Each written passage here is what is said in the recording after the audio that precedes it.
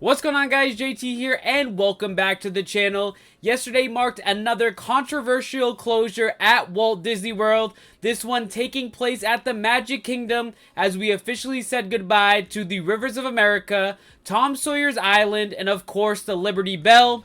The Rivers of America was one of the original places in the Magic Kingdom when it originally opened in 1970, and then of course Tom Sawyer Island as well as the Liberty Bell were later added in 1973. So we are talking about a very historic area, of course, in Liberty Square, and really a beautiful area at the Magic Kingdom. There recently has been a lot of debate online about this closure. Could Disney have just made the Cars Land and all the land they still have behind the Magic Kingdom, of course, where we're going to be getting the Villains Land, and didn't have to touch the Rivers of America in doing so?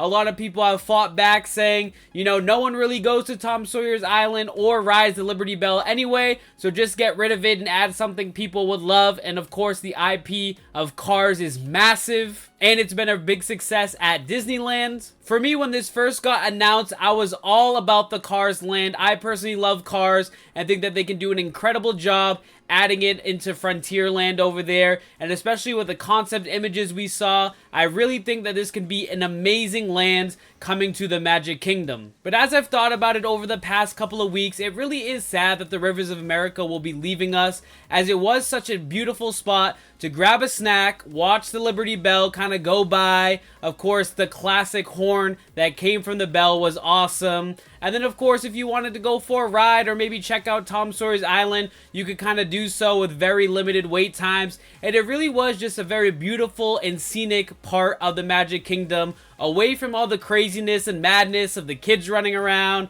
all the stuff that's going on Main Street. It really was just a beautiful, secluded kind of area where you could grab a snack, enjoy the water, enjoy the views, and just get away from all the madness.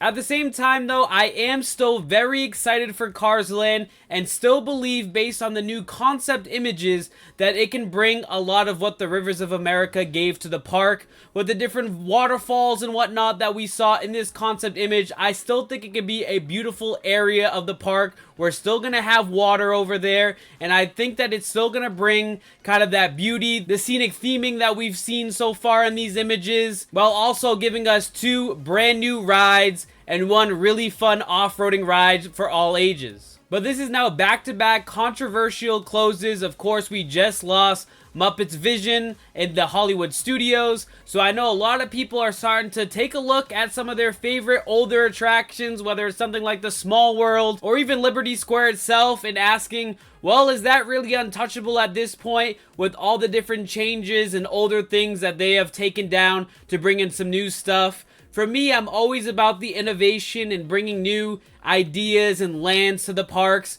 Like I said, it is unfortunate that we had to lose the Rivers of America to bring in this Cars Land, but I'm really hoping that it's going to be a home run of a land. It's still going to have that aesthetic beauty to it, and people of all ages are going to really enjoy it. At the end of the day, it'll be very hard to replace the Rivers of America, but I think Disney's doing a lot of cool things with the different lands they have created through these concept images and going to be bringing us over the next couple years, especially the Villains Land that's going to be going behind Big Thunder Mountain, I think is going to be phenomenal. So there's just a lot of things to look forward to. I know the nostalgia of us growing up as kids and kind of seeing these different areas of the park and having all these memories is definitely hard to let go of some of these older attractions, but it's definitely going to be interesting to see how these new attractions do. Will the next generation really adore these attractions and it'll become their memories and their, you know, favorite rides growing up? We'll have to wait and see how they do it, but I think with Epic Universe and the success they have had so far